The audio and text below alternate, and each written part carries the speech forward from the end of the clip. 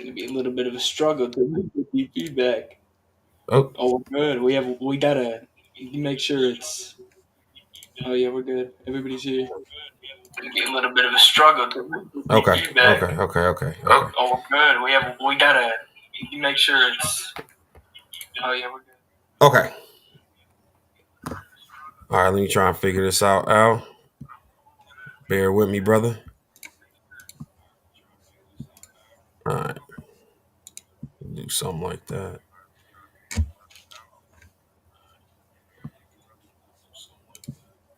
Okay, that's why I'm getting feedback.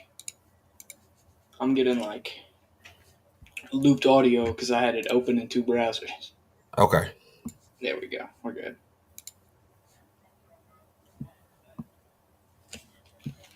All right. So,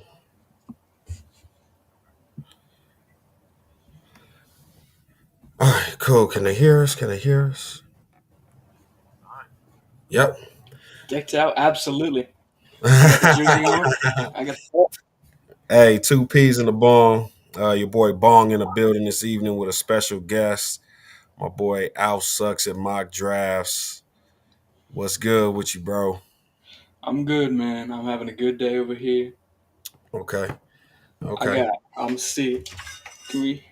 I got my cat over here, Okay. Okay. just hanging out, doing nothing. Okay. That's what's up, man. That's what's up.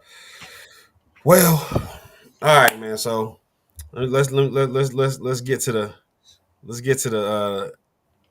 the reason for the season, man. Um,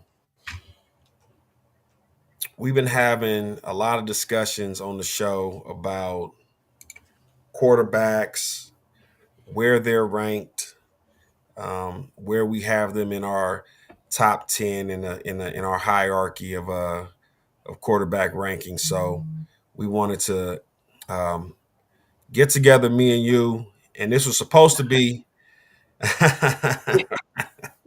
this is Oh supposed to man! be something that we did during the During the um, off season, during I the think off is season. when these talks actually started. Absolutely, absolutely. But because of that, well, at least for my rankings. Um, let me tell you how we did it.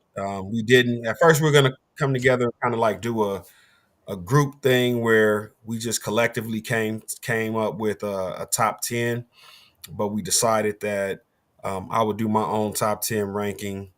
Alf would do his own top 10 ranking, and then we would get together and um, and see where our top tens kind of intersect.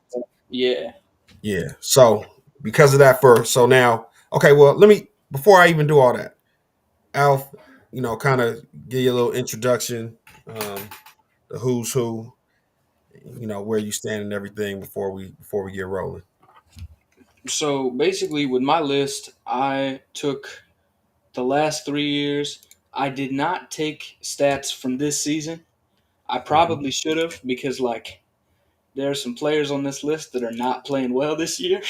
Hmm. But taking the past 3 years into account is how I've done this, and I have a whole lot of stats up. Okay.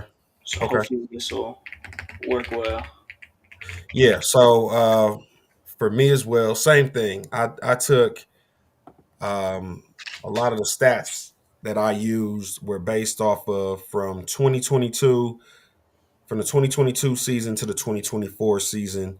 Yeah. Um, I made mine a minimum of, you had to have a minimum of 30 games played so that it could kind of weed out the Tom Brady's last season or uh, Jake Browning's one game where he had a hell of a game, or Joe Milton having one hell of a Oh game. my God, the Joe Milton game.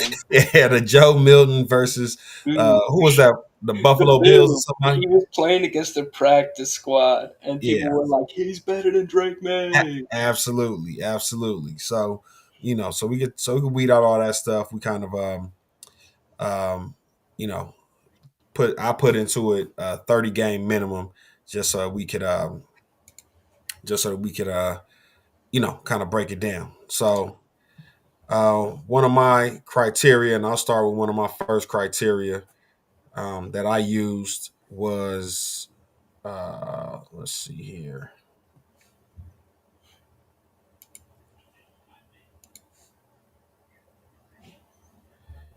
And you can tell me if you use similar criteria.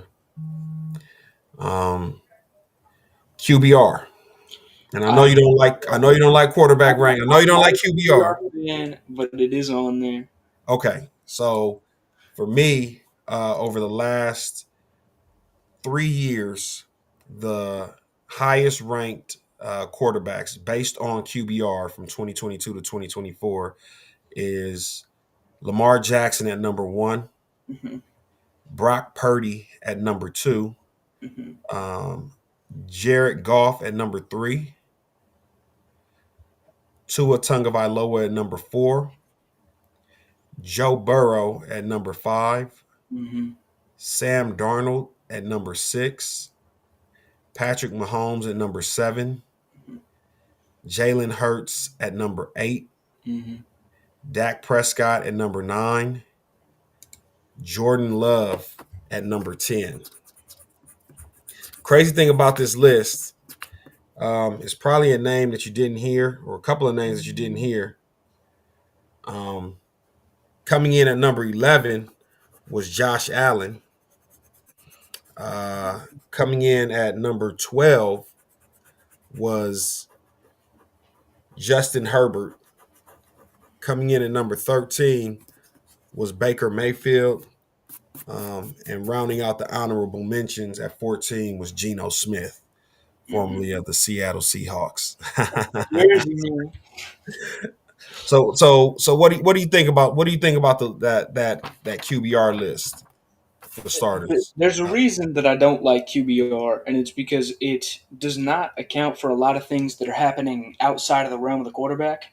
Okay, Like it does not account for defensive coverages. It doesn't account for like pressure from the offensive line, and it's the reason that like Brock Purdy's at number two in right, QBR, and right, we know Brock Purdy's not the second best quarterback in the league. right. Yeah. And because of that, don't they have? Is it? I don't know if it's Next Gen Stats that does it, but I there's don't like think it is. a different ranking that takes a Yeah, lot of things into consideration, such as turnover worthy plays, um, like the offensive line play, like how good or yeah, how bad the offensive line was, receiver drops, yeah. interceptions that led off, like from That like were off receivers yeah, or yeah, were stuff like. But caused by what is that stat pressure. called? I don't remember what it's called, but I know the Ringer when they made their top 10 that I posted in the Discord, they accounted for that and they did Okay, all of it in their top 10. okay, um, okay. So what's one of the criteria you used? I have I have a general list that's not Okay. listed specifically with criteria, but the criteria that I used pressure rate from the offensive line, passing touchdowns, interceptions that were caused by something that did not affect the quarter or something that was outside of specifically the quarterback. So like pressure, Mm-hmm. um, receiver drops, and then I have a couple more that aren't listed here that I just don't even remember. Okay. So I'll go into. Um, so let me just give you my four. Since I gave you my first criteria, I'll just give you my four criteria. Right. So the second one that I used was touchdown to turnover ratio. Yeah, Okay. And TD again, turnovers in there for me as well. yeah. Again, for me, that's 30 games minimum over the last 3 years. So 2022 to 2024. This is not a lifetime achievement award. This is a what have you done for me lately type of stat. Obviously, I'm a huge Dak Prescott fan, and he had a season in that 3 seasons where um, he was hurt. So, I don't, there's no favoritism. There's no way I could have carved that season out. Like everything is baked in there, right? So even my guy has to bear the brunt of like, hey man, you didn't have a great season, or you didn't play well that year when you did play before you tore your hamstring. So all that stuff we take into account. Um, all right, highest touchdown to turnover ratio. Number one, Jared Goff. Um, Number two, Patty Mahomes. Number three, Joe Burrow. Number four, Josh Allen. Number five, Lamar Jackson. Number six, Baker Mayfield. Number seven, Tua Tagovailoa. Number eight, Geno Smith. Number nine, Dak Prescott. Number 10, Justin Herbert. Number 11, Kirk Cousins, who was backing somebody up now in Atlanta, Michael Penix. Michael Penix Jr. And number 12 was David Carr, or Derek Carr, excuse me. I'm sorry. I'm trying to see if there's some names that aren't up there that we typically would expect to see up there. But I don't think you said Baker. Baker's not up there. yeah, he was number 6. Was So he? Baker, I didn't hear it. My bad. yeah, Baker Mayfield's number 6 if I didn't say that. Six. So Crazy. number I feel like the narrative around Baker Mayfield is he's careless with the ball and he throws a right, lot of interceptions, but the numbers don't say that it's really bad. right, right. Yeah, I mean, he's actually, I think a lot of his narrative comes from his time in Cleveland. And I Yeah, think we kind of built that narrative I mean of that's Baker as definitely this part of bad it. quarterback, as opposed to him being in a bad organization, bad coaching. Bad Uh, situation entirely. exactly, and he didn't really have um, the pieces around him that could help. And you know what? Because one of the other like secondary stats that I kind of pulled up when I was trying to gauge, quarterback ranking, was a lot of the defensive stats, Hmm. right, over the last 3 years. Like who they played Exactly. Or no. or How the how their quarterback was defense played. supported. Exactly. Yeah, yeah, How yeah. the quarterback was supported. The quarterback was supported by their defense. It was a lot of usual suspects in there. There were two teams that stood out to me that I didn't expect to be in there because they were there. We know them as being bad, and it was the Cleveland Browns Hmm. and the New York Jets. Hmm. So think about that. Like Cleveland, you typically have a really good defense, uh, especially when you have your defensive leader as Myles Garrett. But to not be able to marry that with Baker Mayfield, give him some offensive weapons, give him a decent run game, and like I don't see how they're not a Super Bowl contender with Myles Garrett leading the defense and Baker Mayfield as we know him. You know what I'm saying? Since he's Given left that opportunity. Cleveland, I leading mean, the 'cause their offense. defense right now is the best in the league by a good margin. You're talking about Cleveland, Right. right? Yeah, Yeah, Cleveland in 2025. Like they lead every defensive statistic by yeah, so much. It's yeah. crazy. And the funny thing is, in the draft, even though you would consider them a pretty good defense, they strengthened their defense. They went first Yeah, round. They picked up Mason another D Graham. lineman to pair with Mason, Myles Garrett, Mason yep. Graham, right? Mason So Graham got bullied against Detroit. Tate Ratledge threw him around like 4 or 5 times, put him in the yeah. dirt. That Oh was yeah, I bad. mean, that's you still get those welcome to the NFL moments,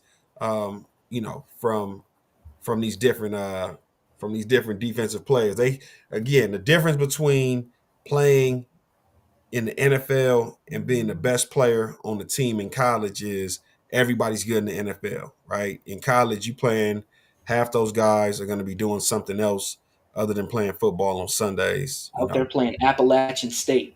Yeah, yeah. So here, Mason Graham, you a big fish in a small pond when you playing Appalachian State, but when you get to the big boy league, you're gonna have your good days and your bad days. But all in all, he's still, you hear his name being called on Sundays, uh, on a positive note. So I take that into consideration. Yeah, All right. So then I said I use a touchdown turnover ratio and then QBR was the first one, and that's what D Riley was talking about. He said, "What's Purdy's number on that list, Paul?" on Number which one? two in QBR. On Purdy Q. was number two. He was number two. Yeah, he was number two. He was number two in QBR. Um, but that's who's not on the touchdown to turnover. He's not on the. He's not on the TDN ratio. No, he's not. He's high. He's high on QBR. Um, that's crazy. He's not on. Purdy's Yeah, not on and there. you did your list different. You listed every criteria one by one. I Yeah. just used the criteria and then made a top 10. Okay. Okay. So the next one I used was completion percentage. Mm-hmm. That's crazy that he's not on there The in the TDN. touchdown turnover ratio. Mm-hmm. The highest completion percentage. Obviously, very so. Number one at the top of the list was Tua Tagovailoa, a very quarterback friendly offense with. I mean, up until last week, uh, probably the NFL's one of the NFL's fastest men over the last 7-8 years with Tyreek Hill, Jalen Waddle, and Devon Achane. Remember, they had Raheem Mostert as well for a few years. So pairing him with Devon Achane or Achan is Mm-hmm. that offense There's just so much was speed. it was just so much speed. But I just think that Tua just I don't know, man. I think Tua really didn't help I them out. really think Tua just doesn't have it. Yeah, he doesn't. But the funny thing is, he pops up on all these lists. He's on the stats, but Yeah, I feel like the system that he plays in is the reason he's popping on the e- stats, and not how he's playing as a e- quarterback. exactly. So let me see here.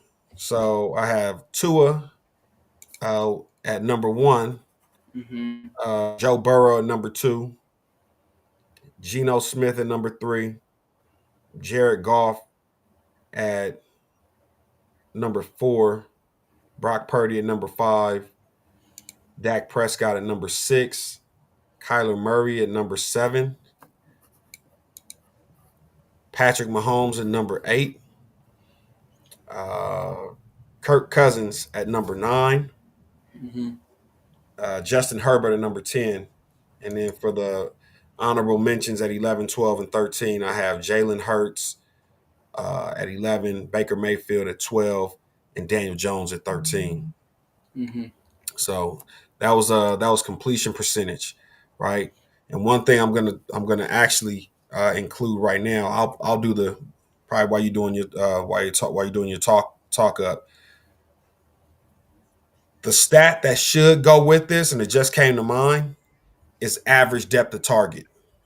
Yes. Because yeah, completion percentage is good when you have a lot of receivers and a lot of skilled players that can do a lot with a yard after the catch. But if you're you know, if it's just hey, I'm just throwing lollipops and my receiver or my running backs do the rest of the work, then the completion percentage isn't really the same. So average depth of target definitely plays a role in like how that completion percentage really looks. So I'll look that up in a second. But um, yeah, I use completion percentage. I used completion percentage, then I used yards per game.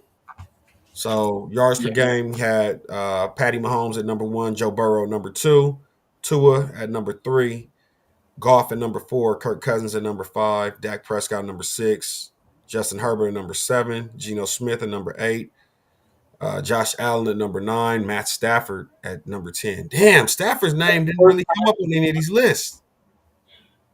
It's the That's first time. crazy. That is the first time I mentioned his name tonight. Wow. Wow. Wow. That's crazy. And then honorable mention at 11, 12, and 13, we have CJ Stroud, who I haven't mentioned his name a lot. Brock Purdy at number 12, and then Trevor Lawrence at number 13. Another name that I haven't Yeah. mentioned. Yeah. but First one. the jury's definitely out on Trevor um, in regards to like, are you a starter? Well, I mean, they paid you Are to be you the a starter. guy? Exactly. Are you the guy? Exactly. So um, that's that's wild, man. Okay, and then finally, I used hot counts per game. Mhm. Right. So over the same thing over the last 3 years, 30 games minimum. Number one was Joe Burrow. Number two was Patrick Mahomes. Number three was Dak Prescott. Number four was Jared Goff. Number five was Josh Allen. Number six was Lamar Jackson. Number seven was Tua Tagovailoa. Number eight was Baker Mayfield. Number nine was Kirk Cousins. Number 10 was Jordan Love. And honorable mention, um, we have Brock Purdy at number 11, Aaron Rodgers at number 12, and Derek Carr at number 13. Aaron Rodgers finally got his name called. List. First time. First time. So again, a lot, but I get it because I think Aaron Rodgers is at a point in his career where he's won a Super Bowl, he's made a lot of money, he cemented his legacy, and I think he's trying to protect his stats now, right? So when you look at Mhm. Aaron Rodgers, you're looking at um, somebody who's trying not to. He's doing what Russell Yeah, Wilson does, right? yeah. Um, he's doing like a lot of the, hey man, if it's not there, I'm throwing it away, or I'll eat it and take a sack. Because I don't want. I want to keep my turnovers low. I want to keep my completion percentage high, just because at this point I'm just trying to protect my career numbers. When people forget about my years with the Jets, or possibly forget about my year with the Steelers, depending on how it goes, I'll still have my career numbers, and I want them to still look good. So Aaron Rodgers is playing it safe these days, as opposed to being the guy that was, probably a lot what in the prime of his career, someone that a lot of analysts would say had the most talented arm they've probably ever seen. Next to John Elway. So And I don't even think that would be crazy to say like 3 or 4 years ago. right, exactly. He was still. Didn't he win an MVP maybe Yeah, in the he won last an five? MVP in 2021. Yeah. So I mean, we talking about 4 years ago, he was an MVP, and for him to it where you feel bad for him is that it ended badly when as soon as it started because of He the killed us. Yeah, injury his first game with the Jets. yeah, First and we game. don't even know how that season could have went because Exactly. that team was more talented than the team that they trotted out the year after when he was healthy. Absolutely. Absolutely. Absolutely. Absolutely. Um, okay. So while you go ahead and speak on your what the qualifications that you used, let me look up that A dot average depth per target of a target. Yeah. So let's look here and see if I can go find my spreadsheet that I had, and if I can't, then that's unfortunate.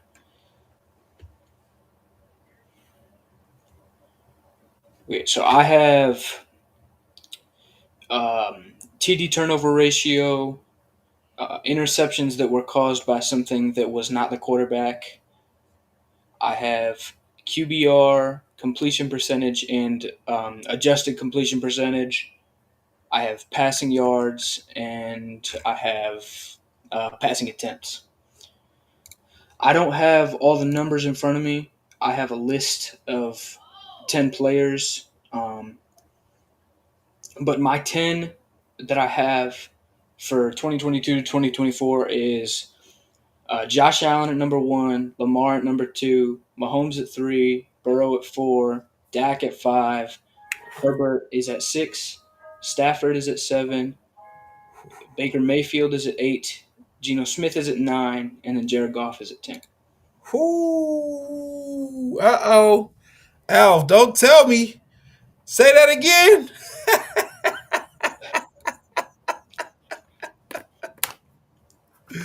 Yeah.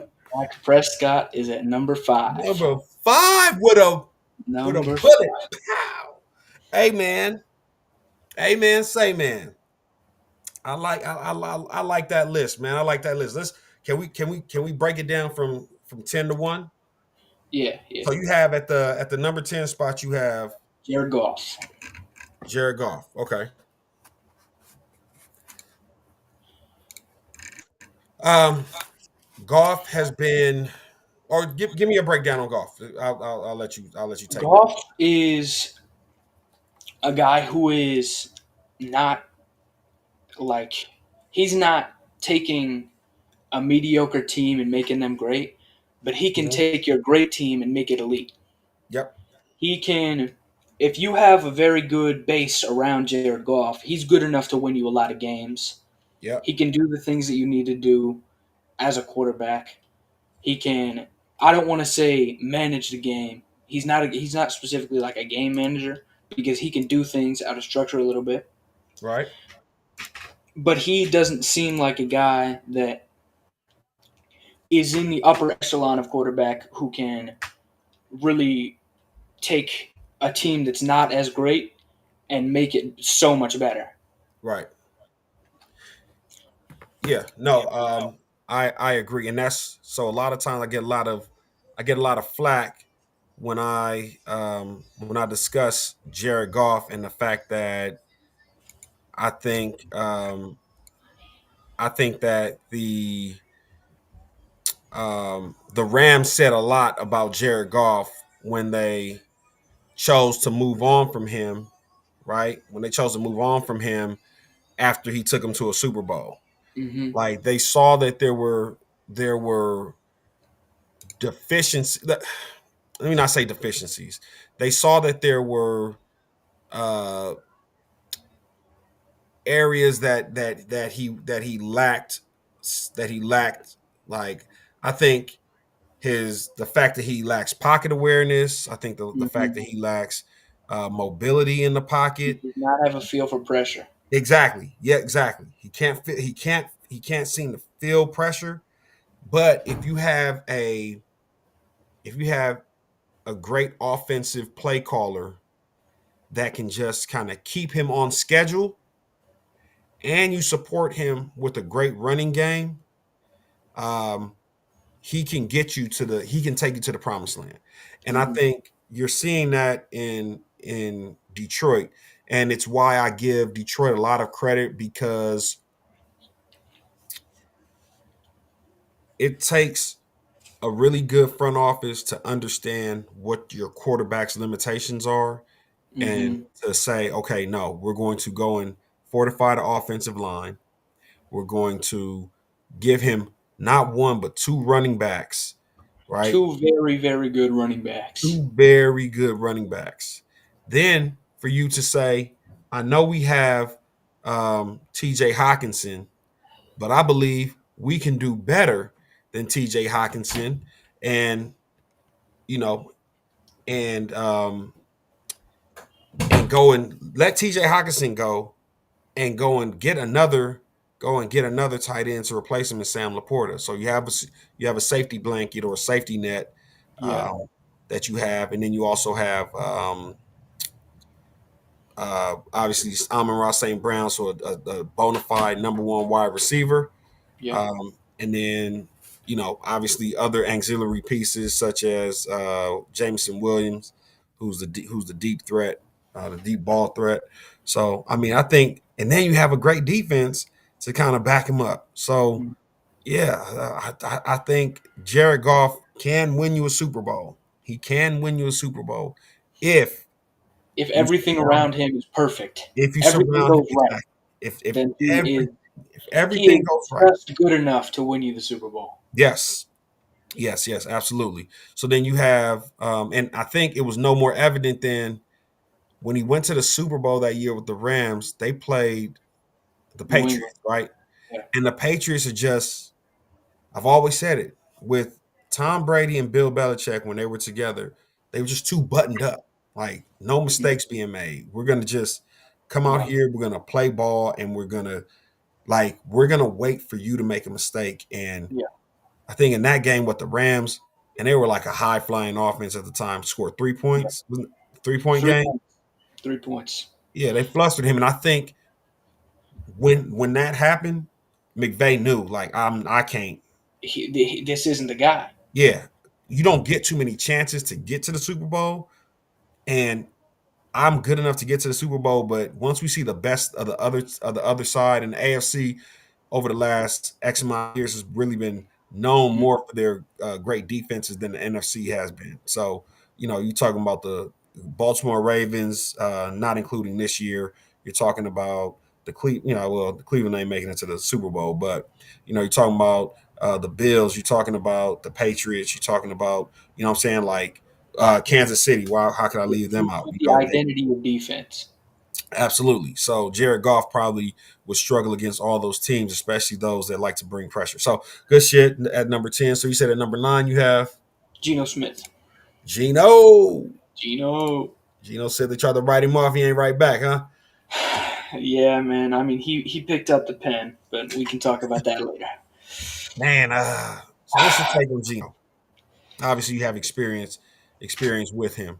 Geno did so much more than a lot of people would have given what he was given because Yep. he dealt with, for 3 years in Seattle, terrible offensive line play. Yep. We never had a run game. The offensive coordinator for the 3 years that he was there was not good because, I mean, you can tell for in 2022 and 2023 it was Shane Waldron. Yeah. Shane Waldron went to Chicago last year, coached like 5 games, and then got fired. Yeah. He didn't even make it a quarter of the way through the season. Right. So he was there 2 years, and then last year they brought up a college guy in Ryan Grubb Hmm. who had no NFL experience. He Hmm. didn't know how to call an NFL offense, and then he got fired like the day after the final game of the season. Right. And then it had come out that we were gonna fire him in like week 4, and then we didn't do it because the guy that we wanted to hire said that he didn't want to come. That was when you guys were going after my man in Chicago, right?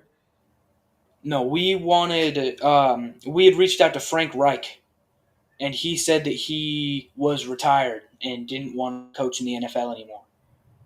Wow. Would you have liked that hire? I would have loved that hire. I think Frank Reich would have brought a style similar to what's happening in Seattle this year, Okay. where even if the run game isn't going at the level that you would like it to, Frank Reich would have kept trying to run the ball, and he would have played time of possession, and he would have trusted the fact that he had a good defense. Yep. And Ryan Grubb didn't do that. He had Geno Smith throwing the ball 50 times a game. Hmm. He was getting him killed 5 or 6 times a game because they had no pass blocking. Yeah. And Geno really dealt with a lot of like things that were outside of his control that were just terrible. Right. And I feel like if you took Geno Smith and dropped him in with the Lions of last year, I think they could have performed easily as good, if not better, than they performed with Jared Goff. Yeah. Uh. For sure. For sure. And it's sad to see what he's dealing with in Las Vegas right now with the Raiders. Obviously, he leaves Seattle that had a you guys fortified the offensive line this draft, but you guys had a decent offensive line. Hmm. To go from that to now, he's running for his life every week with the Yeah, Raiders.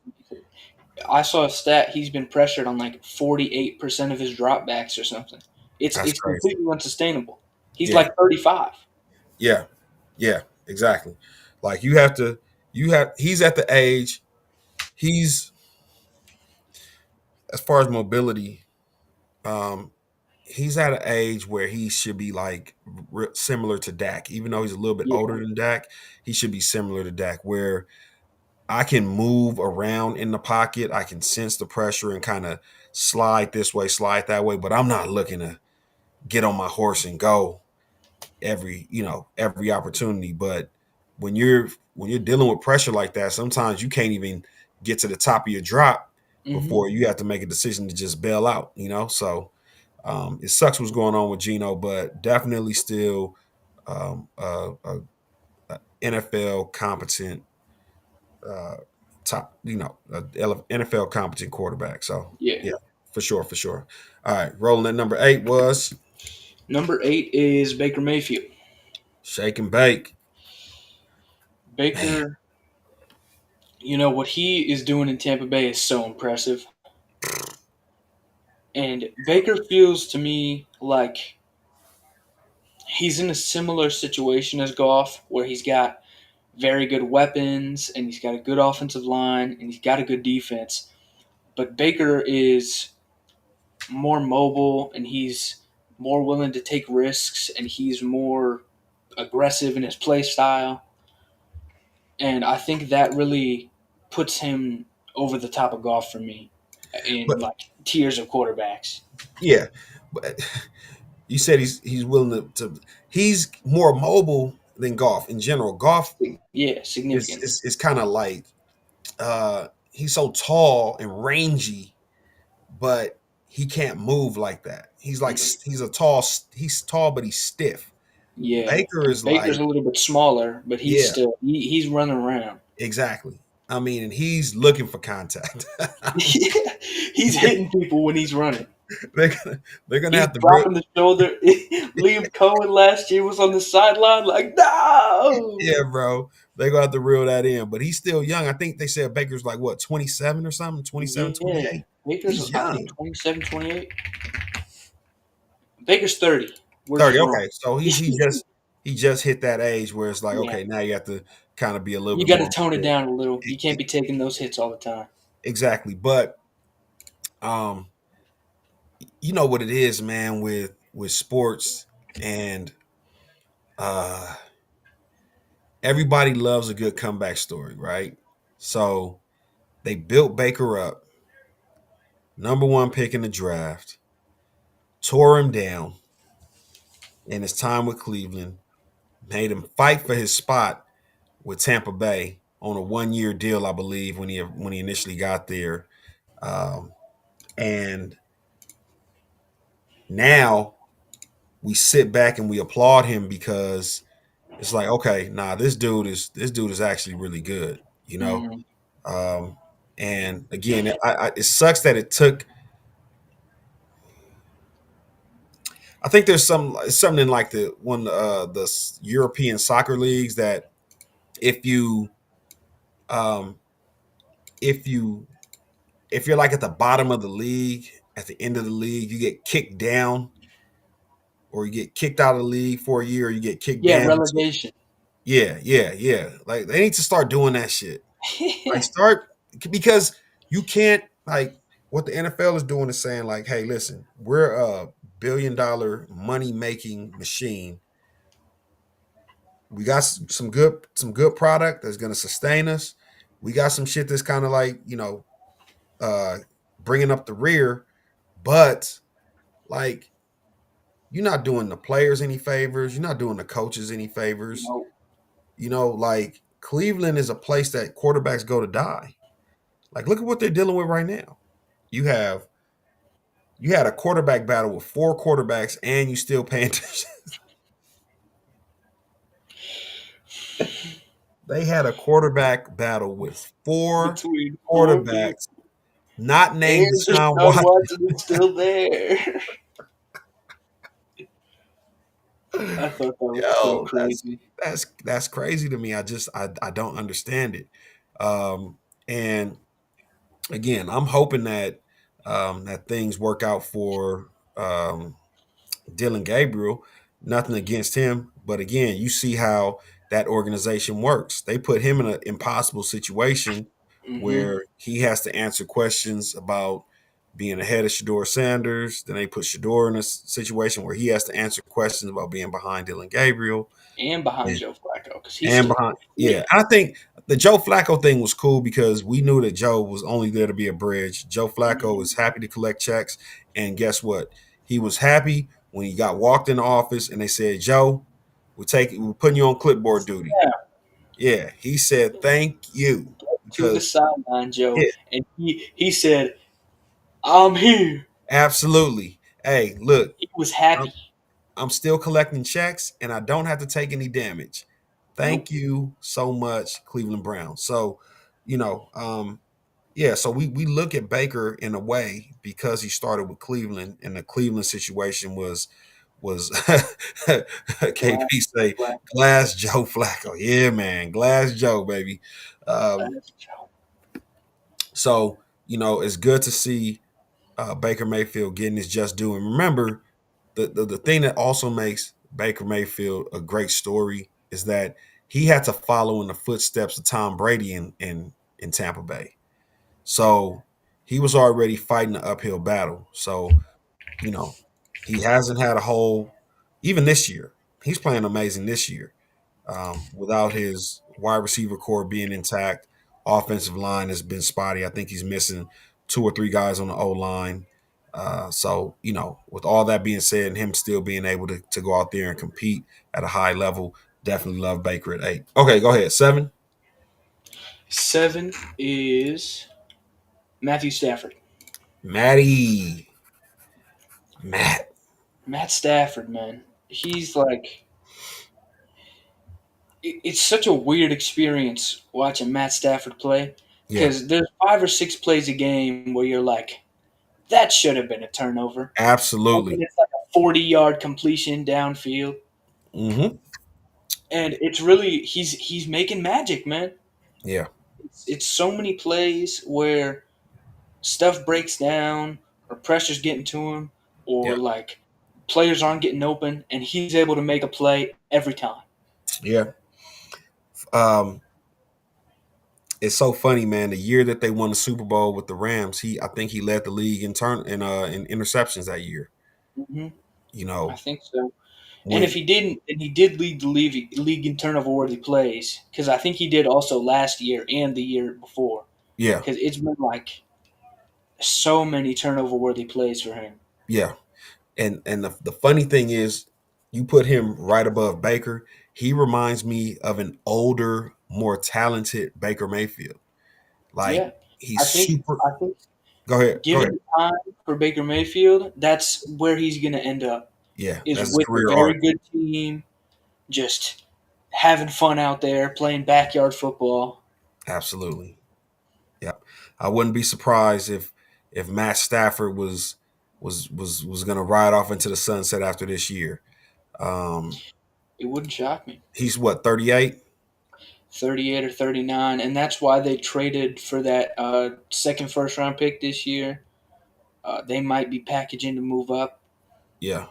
So then you also have um, his buddy, longtime childhood friend, Clayton Kershaw of the Dodgers, LA Dodgers. He's calling it a career, right? So Yeah, this is last year. he's hanging Um, it up.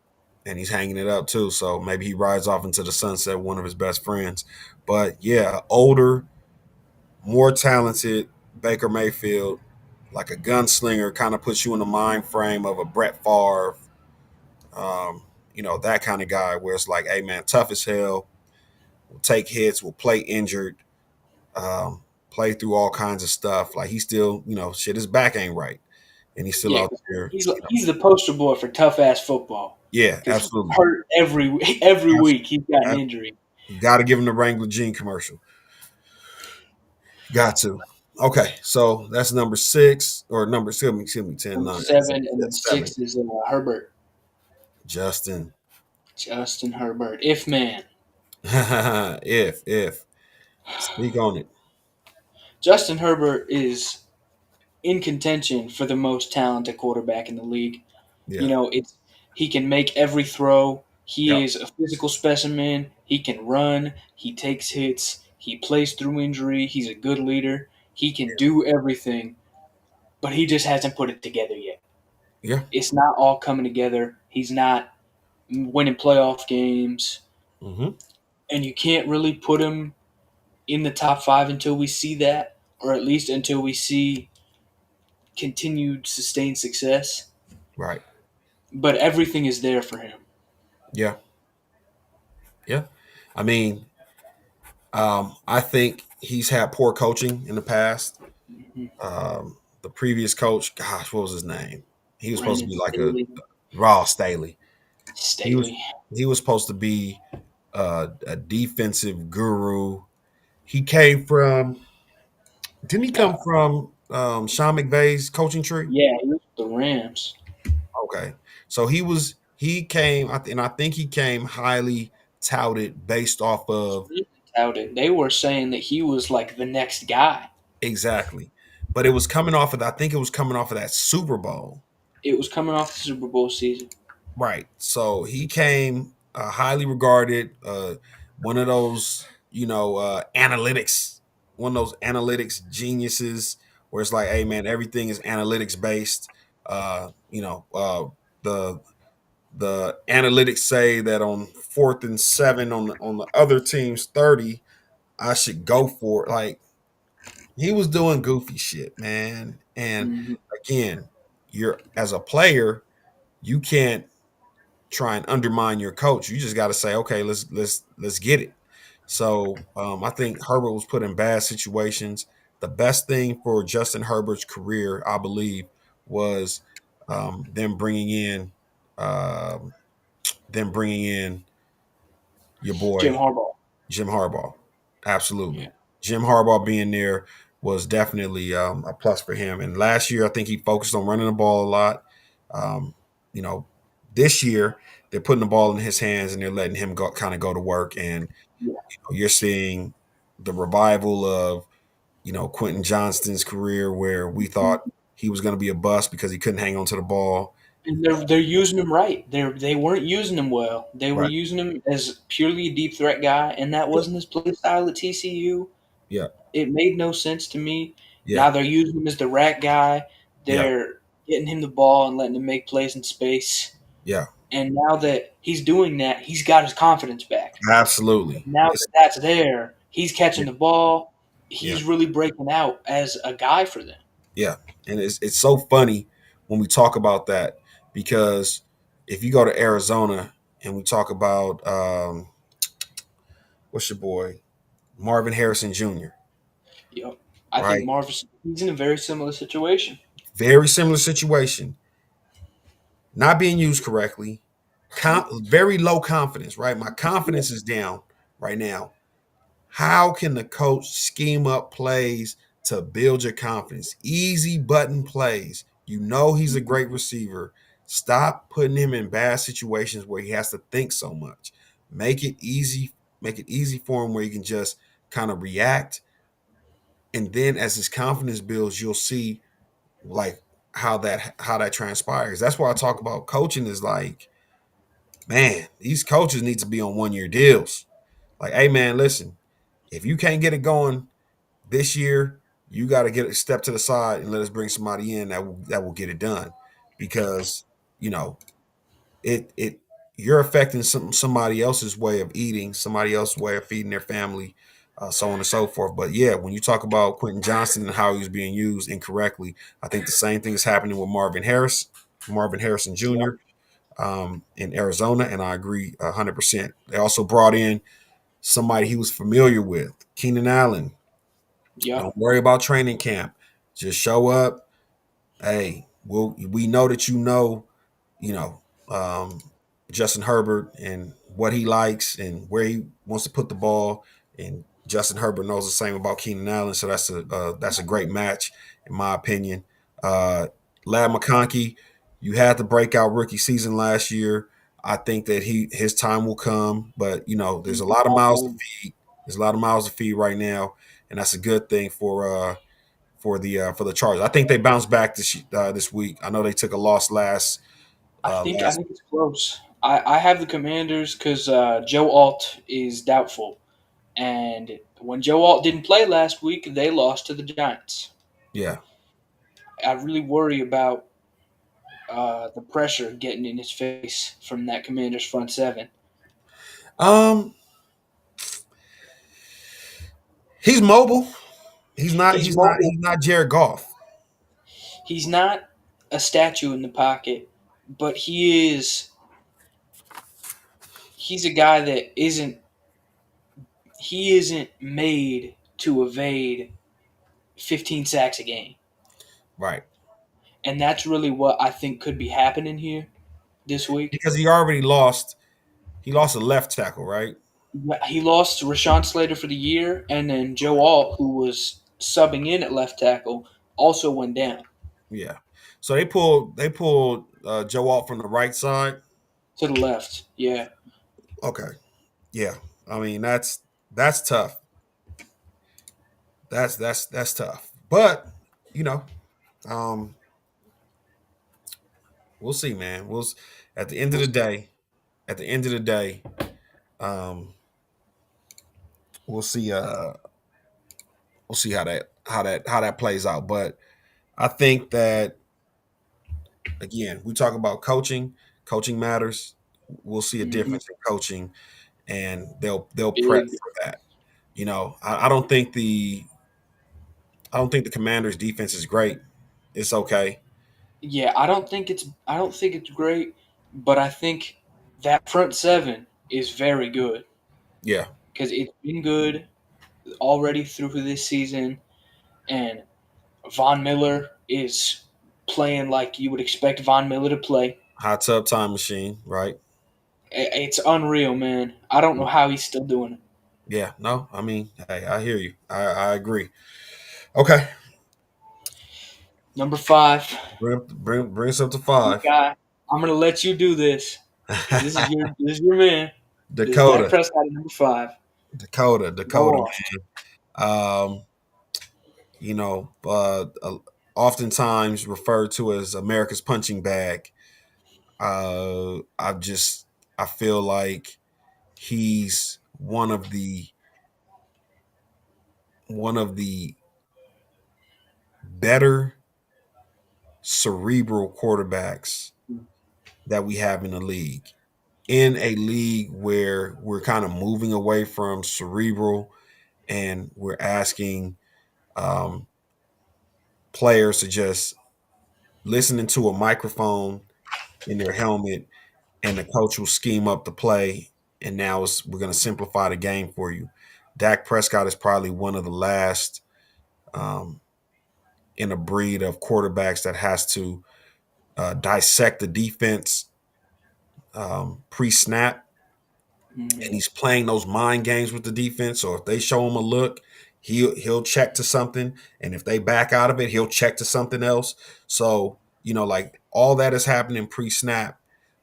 He's really good with moving defenders with his eyes. Uh, he's led the league over the last at least 4 years in tight window throws. So he's Yeah. playing with receivers that don't really get a lot of separation, and he's throwing with a lot of anticipation. There are a lot of plays where you're seeing him, the ball's coming out of his hand before his receiver even comes out Yeah, of they're his not break. even out of the break yet. Yeah, so, They receiver, haven't even turned around, and the ball's past the offensive line. absolutely, absolutely. So it's just for me, it's just a shame how he's being um, it's being wasted because again, the when you talk about both sides of the spectrum, you have the number one over or number one offense in the league and the 32nd or the last ranked defense in the league. That shit is ridiculous. There's So no it's so team. good. It's There's so no good. team that has ever been successful or made it deeper in the playoffs with the worst defense in the league. You got to have at least middle of the pack defense to make something Mhm. shake. But yeah, man, my guy, Dakota Rain. They're Uh, out there playing Bengal ball, man. yeah, it just reminds me of the Bengals of last year. And then when you talk about CD goes down, you know, in what week 3, now you're Yeah, without CD for a couple of weeks. You're without, I think, 3 offensive linemen are out even this week. yeah. So, Because Tyler you're Higbee's asking, out, Cooper Bebe's out. yep, yep. So you're asking a lot of your offense when you have porous defense. So, you know, but yeah, my boy Dakota, man, love to see him getting his propers from you, Alf. I appreciate that. You know what I'm saying? Because again, a lot of times, man, it's like because he has a star on his helmet, he doesn't really get his just dues. But yes, indeed, appreciate that. Yeah, and the entirety of the top five is guys who have either won an MVP or I think are MVP caliber guys. Yeah, Because I think Dak should have won the MVP in 2023. yes, I continue to fight that. I continue to fight that fight, but and I think the sad part is he if he wins. So in a they play Miami that year, and he led the team down on a what should have been a game-winning drive. I think it was maybe like a minute and a half left, and the defense, couldn't get a stop. So They could- in that year, it was Miami. What makes it even worse is that year it was Miami's only win against a team with a winning A record. team that's above 500. Yeah, that's like one of like four wins that Mike McDaniel has as a head coach of a winning record. Absolutely. So, and if he wins, I think if the Cowboys win that game, uh, even though they got beat bad by the Buffalo Bills, but I think they played that in the monsoon. That was crazy Yeah, for an that was indoor. that game was insane. Yeah, for an indoor team. Ah, man, they didn't stand a chance. And I think Josh Allen maybe threw for like 100 yards that game. Uh, Yeah, and they rushed for like 280. yeah, James Cook ran all over him, but Such a uh, weird game. it was a weird game. But I think if they win that Miami game, they give the MVP to Dak in 23. But can't cry over spilled milk. Still, shout out to Lamar for doing what he did. Uh, Yeah, so then, boom. So that's five. So now your top four: Forsboro, Joey B. another one of those guys who he's Herbert like in the sense where he can really do it all. Yeah, He can throw any throw that you need him to make. He's so accurate. Every throw is on the money, and he has done all of this with abhorrent offensive line play. yeah, No pass protection at all. yeah, I mean, the pass protection lost him a Super Bowl. yeah. It's it's come to the point where I said this before. It's football malpractice. Absolutely. You're paying $300 million to a guy. He's taken you to a Super Bowl already. Yeah, You give him receivers, and yeah. then you don't protect him, and you don't get him a defense. It's just it's so sad seeing what's happening to Joe Burrow because he's so talented, and there's such a high ceiling with him as a quarterback and them as a team as a whole, and they're not going to get there until they protect him. Yeah. I think with Burrow, you this is a. I always talk about it like protecting a player from himself. He with that leaky offensive line has been on record saying, "Hey, I want to get as many guys out in the route as possible. Instead of keeping a running back in, a chip, a tight end in to help block or help, He wants five compensate. wide all the time.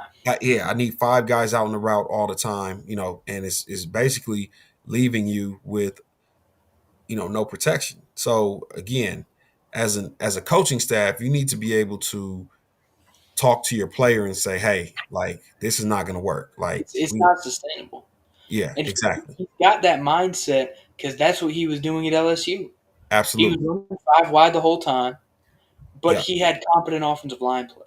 absolutely. So for me, um, that's definitely a flaw of his that he needs to understand, and the team needs to understand, so that they can put him in better situations, Yeah. than he's currently in, Hmm. especially with the way that, I mean, he's looking at an Andrew Luck type Yeah, career. he's taken like 20 more sacks than Andrew Luck through 5 years. Yeah, yeah. Um, and as much as I always talk about him being carried, his NFL career being carried by that magic carpet ride to the Super Bowl that one year. I Yeah, mean, where he it's didn't play well for like yeah, the whole playoffs. yeah. Like, I mean, and the funny thing is his defense was really good that year Yeah, the defense was really good, and it made up in part for how for the bad subpar offensive the line. offensive line was. Yeah, yeah. I'm saying he won a game where I think he was sacked 7 times Yeah, in the and he playoffs. got sacked 9 times in the Nine Super Bowl. times. Yeah, He got sacked 8 times against the Chiefs, and they won that game. yeah. I'm lagging. I'm Oh yeah, lagging a yeah, little bit. yeah. It's all good. It's all good. It got you back. Got you Yeah, back. he got sacked. Like even when they played the Raiders and they beat the Raiders in the playoffs in the first round, he got sacked like 8 times against the Raiders, who Yeah, had one good rusher on the line. absolutely. It's crazy, man. But that defense that year was did not get the credit it deserved, and now, I mean, obviously that defense isn't what it used to be. But um, shout out to Joe Burrow, Yeah, I thought it was crazy that they didn't pay Jesse Bates. That the man was safety. like the best safety in football for 4 years, and Yeah, then they were like, "We're good, man." but it's the again, it's the franchise. I just they lucked up with a Joe Yeah, Burrow. they got lucky with Burrow and Chase. Absolutely, in the same draft, right? 1 year after, because Burrow Okay, didn't play like a lot his rookie year. He got hurt. okay. So Chase came the next year. Okay, Yeah, so he was one. yeah, man. They like you said, they lucked up. But at the end of the day, bad franchises will find ways to lose. It's easier to lose than it is to win. It takes less effort to lose than it does to win. And a bad franchise can show you a million ways how to lose. So, hopefully things things get better for Joe. But okay, let's keep it rolling. Number three is Patty Mahomes. Patty, 3. Ooh, It's tough, man. Because okay, the sample size that we have is the years after he lost Tyreek Hill, okay, and the offensive style changed completely, yeah, and they tried to become a bit more of a run focused team. They weren't unloading the ball 40 yards downfield as much. They right, weren't trying to create the explosives. And it really shows that they weren't in his stats yeah. and in the way that he's playing. Like he's getting outplayed in the Super Bowl all the time. It's like the past two Super Bowls, he gotten outplayed by Jalen Hurts. Yeah. And Um, it's really tough for Mahomes. damn, damn, Mahomes. It's crazy, but I I try and remind people all the time, like, that defense in Kansas City is really good, It's so good. and There's they've been so good much for a while. Yeah, and it's a luxury to have that type of defense and be Patrick Mahomes, where the legend of Patrick Mahomes is so great that when you step on the field, other teams are already scared. But when it comes to those crunch time moments in the late fourth quarter, Patrick Mahomes. If the game is close, he's he's gonna gonna turn it make. on. Yeah, He's gonna do the Mahomes thing where no matter what, if yeah, he has to go down and win the game is over and they're gonna win every time. absolutely, absolutely. And that's like, if it's making the pass to Kelsey, if it's going for a 30-yard run, like whatever it is, Mahomes is going to get it done for sure, for sure. And I think the thing with Mahomes is he could still do the stuff that he was doing in like the 2018 MVP season where he had 5,000 yards and 50 touchdowns. He could still do that, but because his defense is better and because of the way that they're trying to play, he doesn't have to. Yeah, yeah. So the man, the funny thing is, I think they're trying to recreate an offense that he can go have a 5,000-yard season, but Yeah, 'cause that's why they things, picked up Worthy and they got Rice, and it seems like they're trying to recreate the explosivity and have that whilst also being an elite defense, yeah, and but they're looking like they might be capable. it's just Rice can't. First off, last year he gets hurt. This year he starts off the first 6 games Suspended. suspended for something from 2 years ago or a year. I think it was a Super Bowl year that he got when that happened or whatever. So yeah, man. I mean, Yeah, yeah, that's cool. I respect it though. Okay, so then I'm pretty sure I know who the top two are, but yeah. Two is Lamar. okay, Lamar. Lamar is such an anomaly of a quarterback because that running ability is so great, Yeah. and simultaneously he's also a very very capable passer. Mm-hmm. And there's just so many ways to take a guy like Lamar, and then you give him a guy like Derrick Henry in the backfield, and that rushing attack, given good run blocking, is virtually unstoppable. Mm-hmm. I feel like we have seen enough from Lamar to comfortably say, like, people are like, you didn't watch this guy play back in the 80s, Dan Marino, like, this guy's great. We're seeing a guy of that caliber right now with Lamar Yeah. Jackson. Yeah. We're seeing a guy who's going down in the history books for a long time. Probably gonna get the gold jacket when he hangs it up when it's all said and done. He's gonna go to the hall. Yeah. I think it's basically a guarantee. He could retire today. Yeah. He's For got sure. the accolades. He's For got sure. multiple MVPs. I think the thing that's missing right now from the resume is obviously the ring, but he's not he's not like old. There's still time for him to continue to play at a really really high level. Yeah. And it's Lamar. You can ask basically anything of him, and it's very likely that he's capable of doing it. Right. I think the only thing that you could say is questionable about it is having him sit in the pocket and play purely as a pocket passer.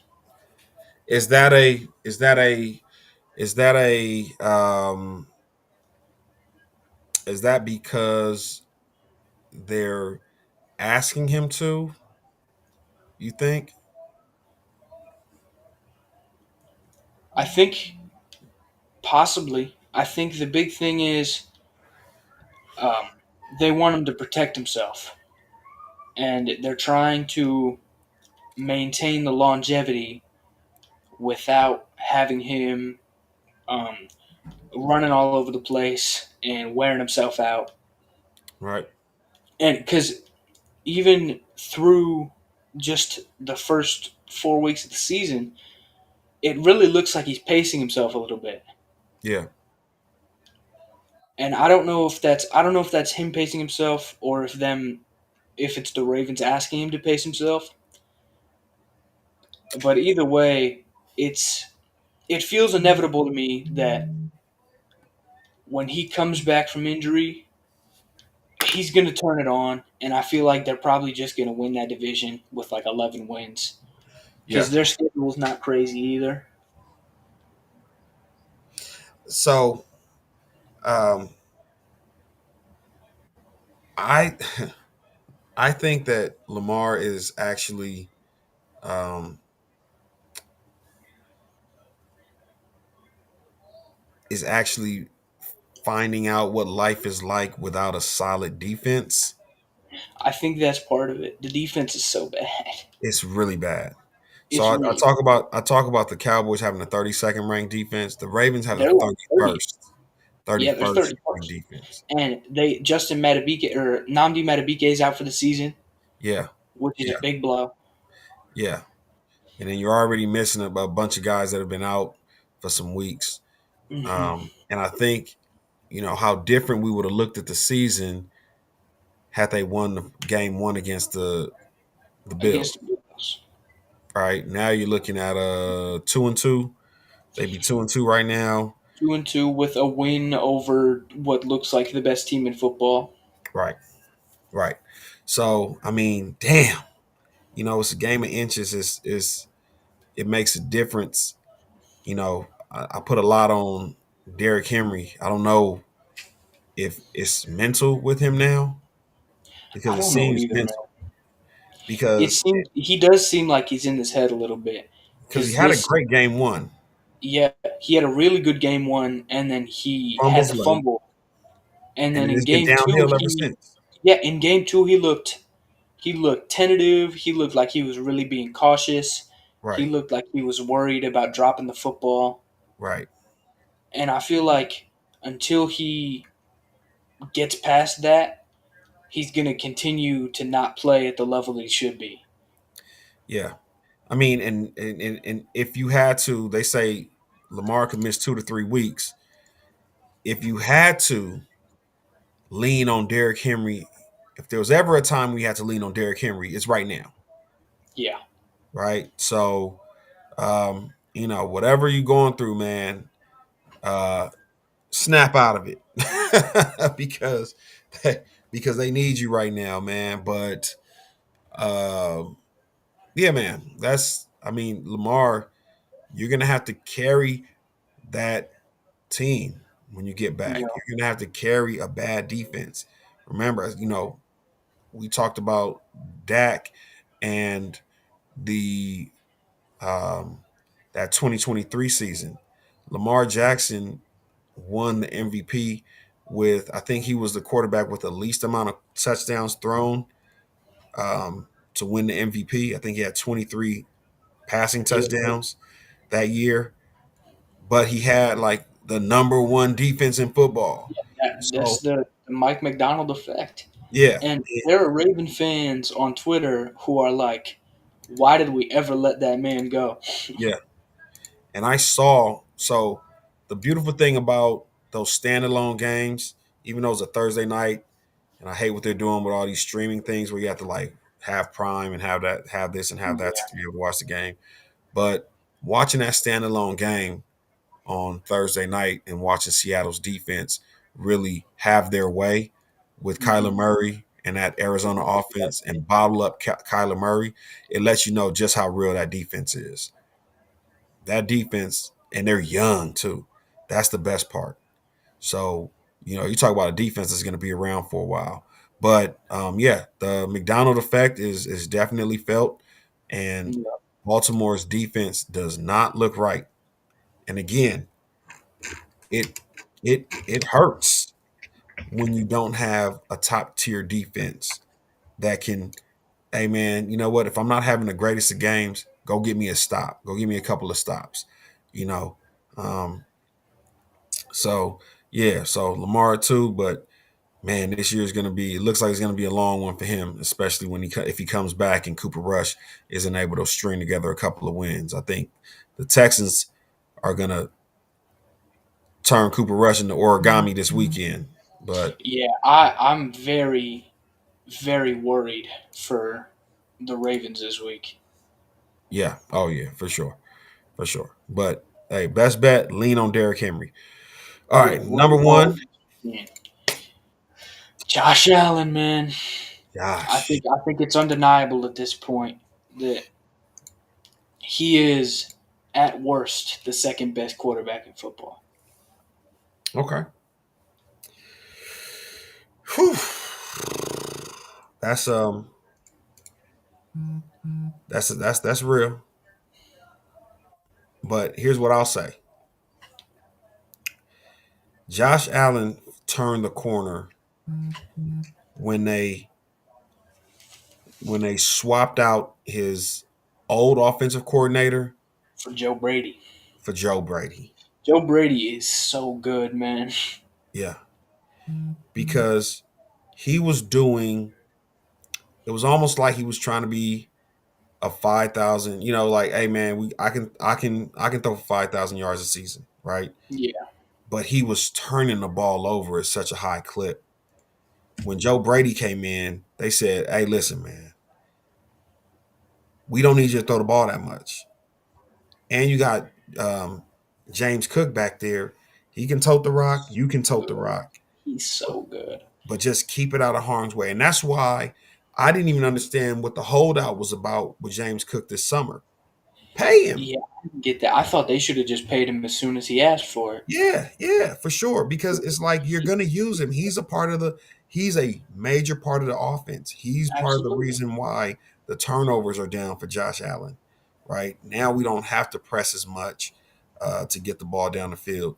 And now they have one of those offenses um, like a Lamar Jackson, right? Where it's a nameless receiver, and every week somebody else is going to be the guy, but we don't have to go in. It's not like when he had Stephon Diggs and it was like, hey, every week I got to chuck this ball up to Stephon Diggs. I got to give him his just due. Yeah. So with that type of with that type of offense where you never know who's getting the ball. You don't know who you have to double on a given day. Today it could be Keon Coleman. Tomorrow it could be Dalton Kincaid. The next day it could be the other tight end.